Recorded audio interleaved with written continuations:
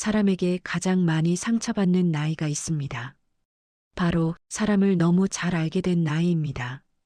이 문장을 들으면서 마음이 조금 내려앉았다면 지금 이 이야기는 당신을 위한 이야기일지도 모릅니다. 젊을 때는 사람에게 실망해도 이렇게 말할 수 있었습니다. 내가 아직 사람을 잘 몰라서 그래. 하지만 어느 순간부터는 다르게 느껴집니다. 이제는 알기 때문입니다. 사람이 어떤 존재인지, 어디까지 기대해도 되는지, 그리고 어디서부터는 기대하면 안 되는지를 말입니다. 쇼펜하우어는 인간관계에서 가장 위험한 순간을 이렇게 말했습니다. 사람을 이해했다고 착각하는 순간 우리는 다시 상처받기 시작한다. 사람은 변할 수 있다고 믿고 시간이 지나면 달라질 거라 기대하고 이번만큼은 다를 거라 스스로를 설득합니다. 하지만 경험은 조용히 다른 말을 합니다. 사람은 쉽게 변하지 않고 대부분의 상처는 악의가 아니라 기대에서 시작된다고 말입니다. 이쯤에서 당신에게 아주 조용한 질문 하나를 건네겠습니다. 왜 비슷한 인간관계를 겪어도 어떤 사람은 덜 상처받고 덜 후회할까요? 쇼펜하우어의 대답은 간단합니다. 그들은 사람에게서 너무 많은 것을 기대하지 않기 때문입니다. 우리는 종종 이런 말을 합니다. 그 정도는 해줄 줄 알았다. 그 말만큼은 안 할 줄 알았다. 설마 나한테까지 이럴 줄은 몰랐다. 하지만 이 말들에는 공통점이 하나 있습니다. 상대의 행동이 아니라 내 기대가 기준이 되었다는 점입니다. 쇼펜하우어는 말합니다. 사람은 본래 자기중심적이며 그 사실을 받아들이지 못하는 사람이 관계에서 가장 깊이 다친다. 이 말은 사람을 미워하라는 뜻이 아닙니다. 사람을 현실적으로 보라는 말입니다. 사람은 자신에게 여유가 있을 때 친절하고 상황이 불리해지면 조용해집니다. 필요할 때는 가까워지고 필요가 사라지면 멀어집니다. 이것은 도덕의 문제가 아니라 인간의 구조에 가깝습니다. 그런데도 우리는 관계 안으로 들어가면 또다시 기대합니다. 그리고 같은 지점에서 다시 상처받습니다. 쇼펜하우어는 이 지점에서 아주 중요한 경고를 남깁니다. 사람과 너무 가까워지지 마라. 가까워질수록 보지 않아도 될 모습까지 보게 된다. 이 말은 관계를 끊으라는 말이 아닙니다. 거리의 중요성을 말하는 것입니다. 사람 사이에는 보이지 않는 선이 필요합니다. 그 선이 지켜질 때 존중이 유지되고 그 선이 무너지면 요구가 시작됩니다. 특히 나이가 들수록 이 선은 더 중요해집니다. 왜냐하면 이 나이에는 새로운 관계가 주는 기쁨보다 잘못된 관계가 주는 피로가 훨씬 크기 때문입니다. 이쯤에서 많은 분들이 이렇게 생각하실지도 모릅니다. 그럼 결국 사람을 믿지 말라는 말인가? 쇼펜하우어의 대답은 차분하지만 단호합니다. 믿지 말라는 것이 아니라 기대하지 말라는 것입니다. 믿음은 선택이지만 기대는 상대를 내 기준에 가두는 일입니다. 기대는 말하지 않은 요구를 만들고 그 요구는 언젠가 실망으로 돌아옵니다. 그래서 쇼펜하우어는 인간관계의 기준을 이렇게 바꾸라고 말합니다. 나에게 무엇을 해주는가가 아니라 선을 지킬 줄 아는가. 선을 지키는 사람은 가까워져도 무례해지지 않고 감정이 상해도 말로 풀려고 합니다. 하지만 선을 넘는 사람은 친할수록 함부로 말하고 가깝다는 이유로 상처 주는 말을 쉽게 합니다. 나이가 들수록 이 차이는 더 분명해집니다. 그래서 쇼펜하우어는 이렇게 말합니다.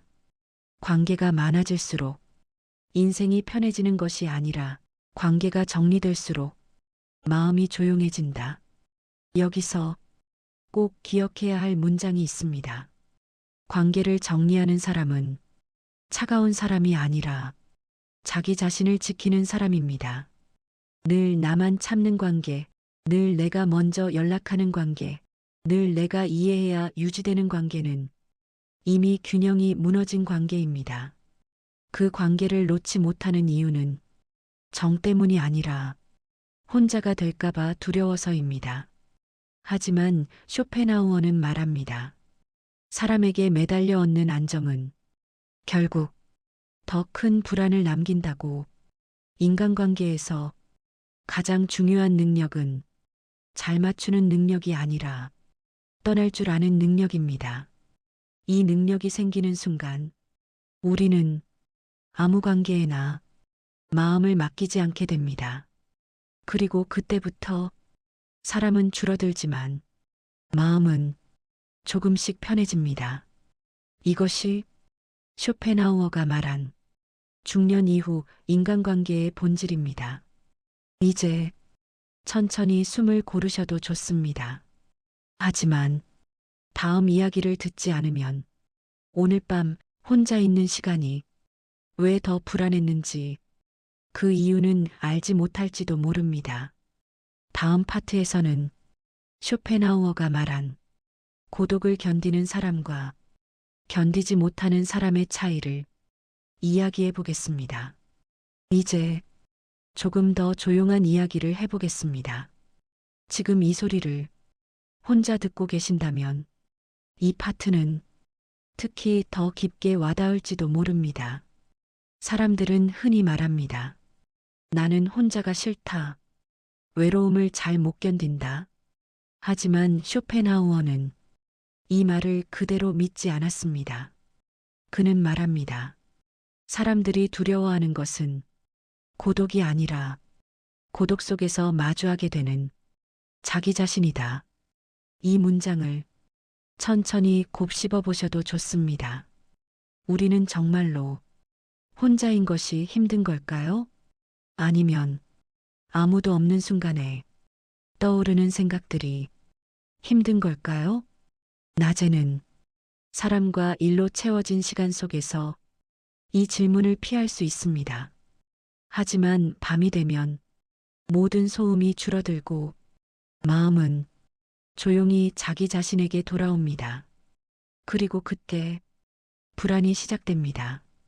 쇼펜하우어는 이 불안을 아주 정확하게 짚어냅니다. 혼자 있는 시간을 견디지 못하는 사람은 자기 자신과 함께 있을 준비가 아직 되지 않은 사람이다. 이 말은 차갑게 들릴 수 있지만 사실은 아주 현실적인 통찰입니다. 사람과 함께 있을 때는 자신의 부족함을 잠시 잊을 수 있습니다. 누군가와 대화하고 연락을 주고받고 반응을 확인하면서 나는 아직 괜찮은 사람이라고 스스로를 안심시킬 수 있습니다. 하지만 혼자가 되면 그 모든 장치가 사라집니다. 그리고 있는 그대로의 나만 남게 됩니다. 그래서 사람들은 혼자를 피합니다. 고독을 두려워해서가 아니라 자기 자신을 마주하는 것이 익숙하지 않아서입니다. 여기서 아주 중요한 질문 하나를 다시 던져보겠습니다. 왜 어떤 사람은 혼자 있어도 불안하지 않고 어떤 사람은 사람들 속에서도 계속 외로울까요? 쇼펜하우어는 그 차이를 이렇게 설명합니다. 고독을 견딜 수 있는 사람만이 필요한 관계를 선택할 수 있다. 혼자 있는 시간을 견디지 못하면 관계는 선택이 아니라 의존이 됩니다. 외로움을 달래기 위해 사람을 찾게 되고 그 순간 관계의 주도권은 이미 상대에게 넘어가게 됩니다. 그래서 혼자가 두려운 사람일수록 관계에서 더 상처받습니다. 관계를 잃는 것이 곧 자신이 무너지는 것처럼 느껴지기 때문입니다. 하지만 쇼펜하우어는 전혀 다른 길을 제시합니다. 그는 말합니다. 고독은 결핍이 아니라 능력이다. 이 문장은 밤에 들을수록 천천히 스며듭니다. 고독을 견딜 수 있다는 것은 누구에게도 자신의 가치를 증명하지 않아도 된다는 뜻입니다. 혼자 있어도 불안하지 않다는 것은 이미 자기 자신과의 관계가 어느 정도 정리되었다는 의미입니다. 그래서 쇼펜하우어는 고독을 피해야 할 상태가 아니라 길러야 할 힘으로 봅니다. 물론 처음에 고독은 불편합니다. 조용해진 만큼 생각은 많아지고 지나간 선택과 말하지 못했던 감정들이 떠오를 수 있습니다. 하지만 그 시간을 넘기지 못하면 사람은 평생 누군가의 소음 속에 숨어 살게 됩니다. 쇼펜하우어는 말합니다. 고독을 견디는 법을 배우지 못한 사람은 끝내 혼자서 인생을 감당하지 못한다. 이 문장은 위협이 아니라 경고에 가깝습니다. 인생의 중요한 순간들은 결국 혼자서 통과해야 하기 때문입니다. 선택도 책임도 마지막 후회도 대신해 줄 사람은 없습니다. 그래서 중년 이후의 고독은 더 이상 피해야 할 대상이 아닙니다. 오히려 인생을 정리하는 필수 과정에 가깝습니다. 사람을 조금씩 줄이고 말을 조금씩 줄이고 관계를 선택적으로 남기기 시작하면 처음에는 공허함이 느껴질 수 있습니다. 하지만 그 공허함은 곧 조용한 안정으로 바뀝니다. 쇼펜하우어는 이 상태를 혼자 있어도 흔들리지 않는 평온이라고 말했습니다. 이 평온은 사람이 주는 것이 아니라 고독 속에서 스스로 만들어내는 것입니다. 그래서 혼자 있는 밤이 조금 불안하게 느껴진다면 그것은 당신이 잘못 살고 있다는 신호가 아니라 이제 자기 자신과 조금 더 가까워질 준비가 되었다는 신호일지도 모릅니다. 이제 숨을 조금 더 천천히 쉬셔도 좋습니다. 다음 파트에서는 행복해지려고 애쓸수록 오히려 마음이 더 복잡해지는 이유를 이야기하려 합니다. 쇼펜하우어는 이 지점에서 아주 불편하지만 꼭 필요한 말을 남겼습니다. 그 말은 이것이었습니다. 행복해지려고 애쓰는 한 인간은 결코 편안해질 수 없다. 이 문장은 듣는 순간보다 곱씹을수록 더 불편해집니다. 왜냐하면 우리는 오랫동안 정반대의 말을 들어왔기 때문입니다.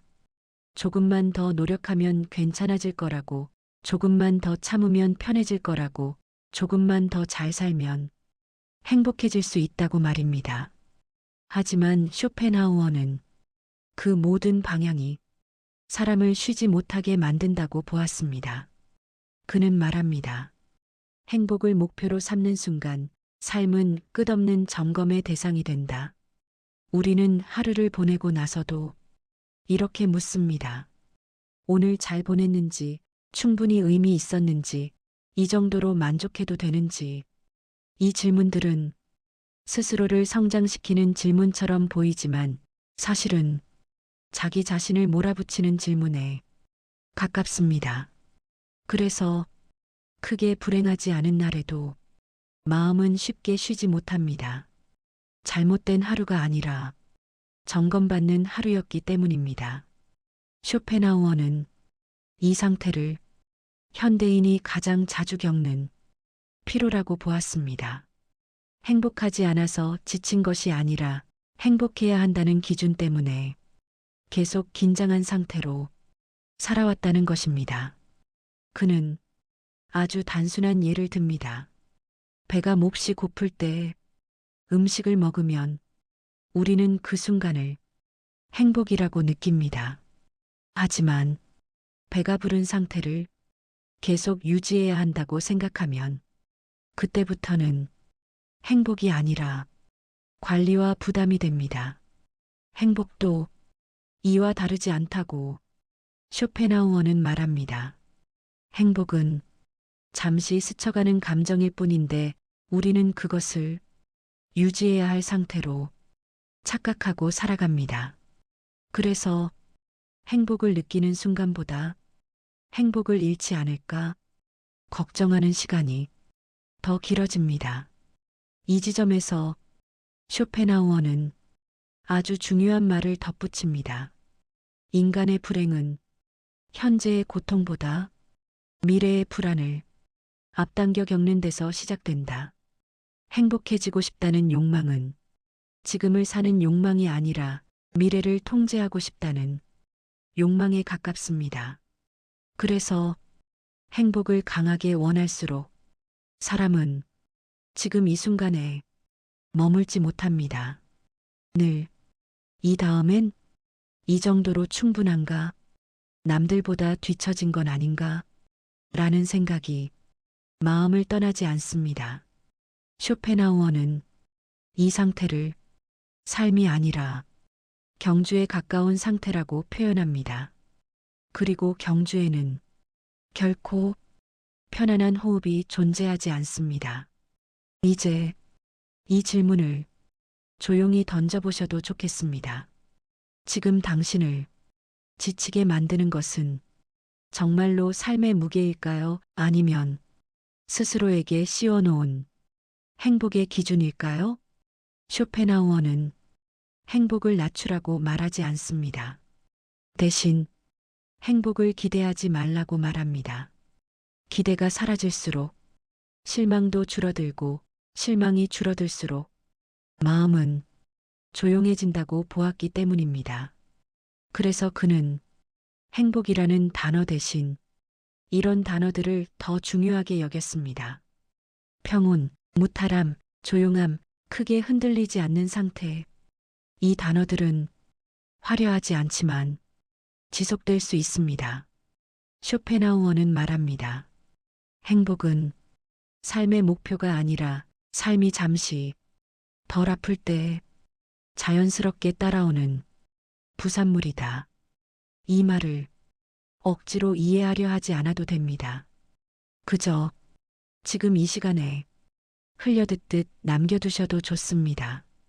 행복을 내려놓으라는 말이 아니라 행복 때문에 스스로를 몰아붙이지 말라는 이야기이기 때문입니다. 오늘 하루를 다시 떠올려 보십시오.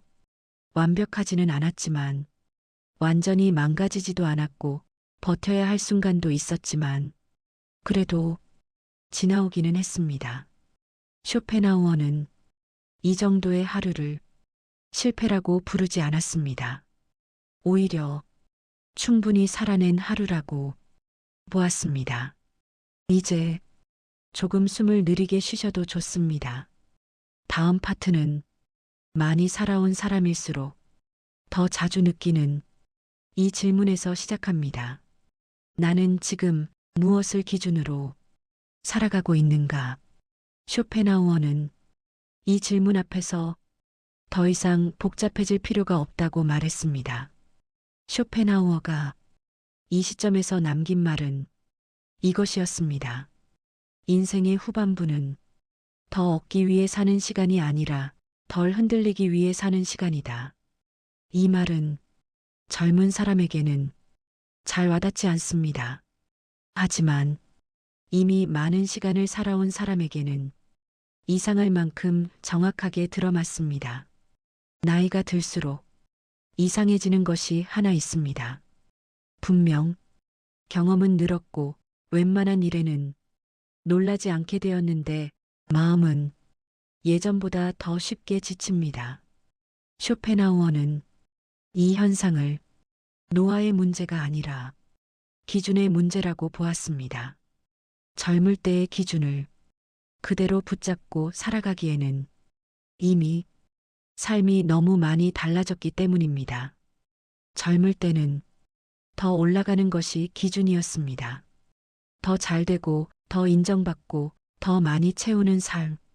하지만 후반 인생에서도 같은 기준을 유지하면 사람은 끊임없이 자기 자신을 부족하다고 느끼게 됩니다. 그래서 쇼펜하우어는 아주 불편하지만 반드시 필요한 말을 남깁니다.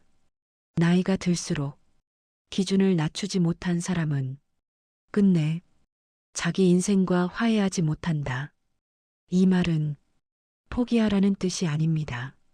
삶을 다른 각도에서 다시 보라는 뜻입니다. 후반 인생의 기준은 더 이상 얼마나 해냈는가가 아니라 얼마나 덜 무너졌는가에 가까워져야 합니다. 얼마나 많은 사람에게 필요한 존재인가가 아니라 얼마나 많은 관계에서 자신을 잃지 않았는가, 얼마나 성취했는가가 아니라 얼마나 평온한 시간을 확보했는가. 쇼펜하우어는 이 전환이 일어나지 않으면 사람은 계속해서 이미 끝난 싸움을 혼자 이어간다고 말합니다. 그래서 후반 인생이 힘든 이유는 앞으로 갈 길이 없어서가 아니라 이미 지나온 기준을 놓지 못해서입니다. 여기서 이 질문을 조용히 던져보셔도 좋습니다. 지금 당신을 힘들게 하는 것은 현실의 무게일까요? 아니면 아직 내려놓지 못한 과거의 기준일까요? 쇼펜하우어는 후반 인생에서 가장 중요한 덕목으로 단순함을 꼽았습니다. 말을 줄이고, 관계를 줄이고, 욕심을 줄이고, 설명해야 할 삶에서 조용히 살아도 되는 삶으로 옮겨가야 한다고 말합니다. 그는 말합니다. 인생의 후반부에서 지혜란 더 많은 선택지가 아니라 선택하지 않아도 되는 것들이 늘어나는 상태다.